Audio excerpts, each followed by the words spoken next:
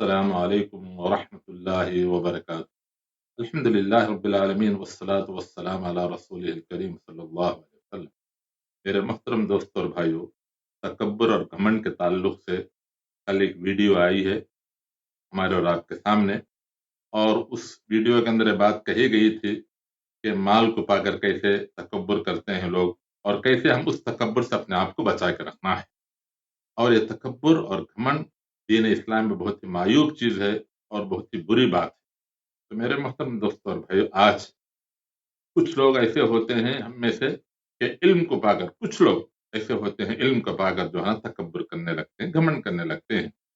علم ایک ایسی نعمت ہے اللہ کی، اور بہترین نعمت ہے۔ علم ایک روشنی ہے جس کو پا کر ہم جو ہے نا دین کی خدمت کر سکتے ہیں اور اللہ کے بندوں کی خدمت کر سکتے ہیں۔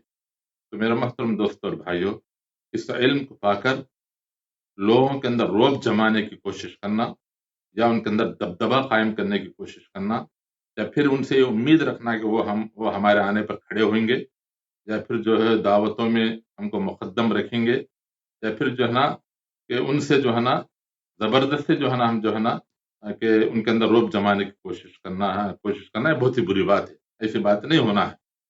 تو میرے محترم دوستوں اور بھائیوں، یہاں ہم کو سوچنا ہے کہ اللہ کے نبی صلی اللہ علیہ وسلم ارشاد فرماتے ہیں، لا يدخل الجنہ من کان فی قلبہ مثقال ذرۃ من کبر۔ وہ شخص جنت میں داخل نہیں ہوگا جس کے دل میں ایک رائی کے دانے کے برابر بھی کبر ہوگا، گھمنڈ ہوگا، تکبر ہوگا۔